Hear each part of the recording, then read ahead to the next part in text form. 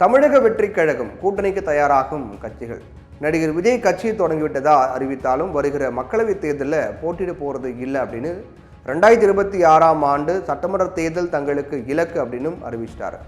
நடிகர் விஜயை பொறுத்தவரை கட்சியை அறிவிக்கும் வரை அரசியலுக்கு வருகின்றேன் அப்படிங்கிற வார்த்தை வெளிப்படையாக சொல்லவே கிடையாது.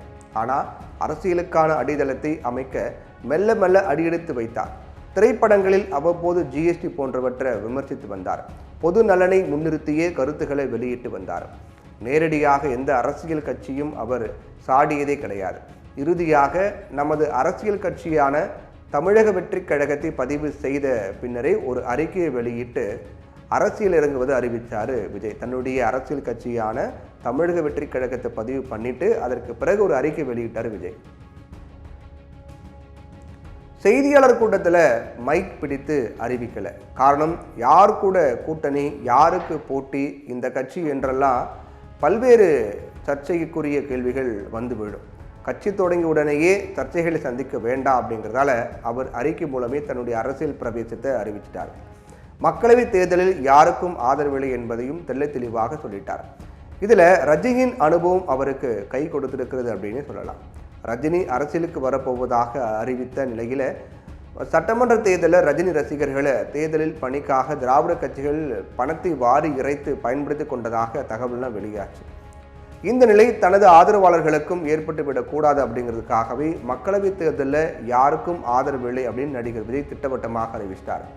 அதே நேரத்தில் கட்சியை வலுப்படுத்தும் நடவடிக்கைகளை மேற்கொண்டு தன்னுடைய கட்சிக்கான பூத் கமிட்டிகள் இல்லாத பகுதியே தமிழ்நாட்டில் இல்லை அப்படிங்கிற நிலையை உருவாக்கிவிட்டு அதற்கு பிறகு தனது செயல் திட்டங்கள், புதுமையான வாக்குறுதிகள் ஆகியவற்றை முன்னிறுத்தி சட்டமன்ற தேர்தலை சந்திப்பதே நடிகர் விஜயின் நோக்கமாக இருக்கு.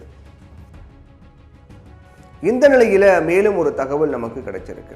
அதாவது என்ன தகவல்னா, கட்சி மாநாடு அப்படின்லாம் இல்லாமல் மாவட்ட வாரியாக சென்று தனது கட்சி நிர்வாகிகளை சந்திப்பது, அவர்கள் மூலமாக வீடு வீடாக திண்ணை பிரச்சாரத்தை துண்டு நோட்டீஸ்கள் மூலம் மேற்கொள்வது அப்படிங்கிற பாணியில் செயல்படுவது, நலத்திட்ட உதவிகளை தொடர்ந்து வழங்குவது, குறிப்பாக மாணவ மாணவிகளை ஊக்குவிக்கும் பரிசு தொகைகளை வருடம் தவறாமல் வழங்குவது அப்படிங்கிற கட்சி பணிகளை முடுக்கிவிடவும் அவர் தயாராகி வருவதாக தகவல்லாம் தெரிவிக்குது. இந்த நிலையில் நடிகர் விஜய்க்கு அரசியல் ஆலோசகராக முன்னாள் எம்எல்ஏ புஸ்ஸி தொகுதியின் காங்கிரஸ் சட்டமன்ற உறுப்பினர் புஸ்ஸி ஆனந்த் முன்னிறுத்தப்பட்டாலும் அவருக்கு ஆலோசனைகள் வழங்க முன்னாள் ஐஏஎஸ் அதிகாரிகள் குழு ஒன்று பின்னால் இருந்து செயல்படுவதாகவும் மூத்த பத்திரிகையாளர்கள்லாம் சொல்கிறாங்க. இந்த நிலையில் 2026ஆம் ஆண்டு சட்டமன்ற தேர்தலில் நடிகர் விஜய் யாரோட கூட்டணி அமைப்பார் என்றெல்லாம் எதிர்பார்ப்புகளும் விவாதங்களும் எழுந்திருக்கு. தமிழகத்தை பொறுத்தவரை முக்கியமான கட்சிகள் வரிசையில் திமுகவும் அதிமுகவும் இருக்காங்க.